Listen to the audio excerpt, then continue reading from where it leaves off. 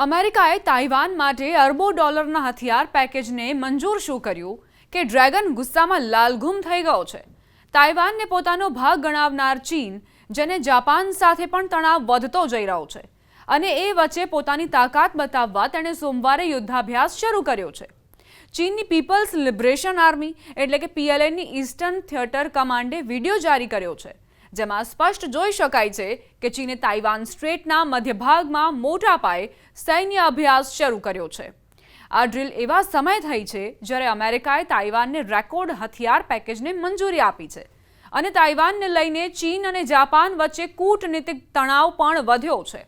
ચીની સરકારી એજન્સી શિન્હુઆ અનુસાર પીપલ્સ લિબરેશન આર્મીના ઈસ્ટર્ન થિયેટર કમાન્ડે લડાકુ વિમાનો, બોમ્બર્સ, ડ્રોન અને લાંબા અંતરના રોકેટ ફાયરિંગ સાથે સંયુક્ત અભ્યાસ કર્યો છે। રિપોર્ટ અનુસાર આ સૈન્ય અભ્યાસ તાઇવાન જળસંધિના મધ્ય વિસ્તારના દરિયાઈ અને હવાઈ ભાગોમાં કરવામાં આવી રહ્યો છે। આ અભ્યાસનું મુખ્ય ધ્યાન જમીન પર ચાલતા મોબાઈલ લક્ષ્યો પર સચોટ હુમલાની ક્ષમતાની પરખ કરવાનું છે। ચીનનું કહેવું છે કે આ ડ્રીલ દ્વારા સૈનિકોની પ્રિસિઝન સ્ટ્રાઇક અને મહત્વના સ્થળો પર ઝડપી હુમલા કરવાની તૈયારીની તપાસ કરાઈ રહી છે।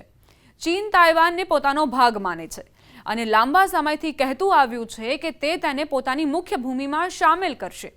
છેલ્લા કેટલાક વર્ષોમાં તાઇવાનને લઈને ચીનની સૈન્ય પ્રવૃત્તિઓ સતત વધી રહી છે। આ તાજા યુદ્ધાભ્યાસને પણ એ જ કડીમાં જોવામાં આવી રહ્યો છે। આ ડ્રીલ એવા સમયે શરૂ થઈ છે જ્યારે અમેરિકાએ તાઇવાનને $11.1 અરબ હથિયાર પેકેજ આપવાની મંજૂરી આપી છે। જો આ સોદો અમેરિકી કોંગ્રેસ તરફથી પાસ થઈ જાય તો તે અત્યાર સુધીનો સૌથી મોટો અમેરિકી હથિયાર સોદો હશે। ચીને આ નિર્ણય પર તીખી પ્રતિક્રિયા પણ આપી છે અને કહ્યું છે કે અમેરિકા તાઇવાનને ઉશ્કેરીને વિસ્તારને બારૂદના ઢગલામાં ફેરવવા માંગે છે। ચીની વિદેશ મંત્રાલયના પ્રવક્તા ગુઓ જિયાકુને કહ્યું કે અમેરિકાએ તાઇવાન વિસ્તારની મોટી માત્રામાં આધુનિક હથિયારો વેચવાની જાહેરાત કરીને અલગતાવાદી તાકાતોને ખૂબ જ ખોટો સંકેત આપ્યો છે। તેમણે સ્પષ્ટ કહ્યું છે કે ચીન પોતાની સાર્વભૌમત્વ, સુરક્ષા અને વિસ્તારીય અખંડિતતાના રક્ષણ માટે મજબૂત અને નક્કર પગલાં લેશે। તાઇવાનને લઈને ચીન અને જાપાન વચ્ચે પણ તણાવ વધ્યો છે।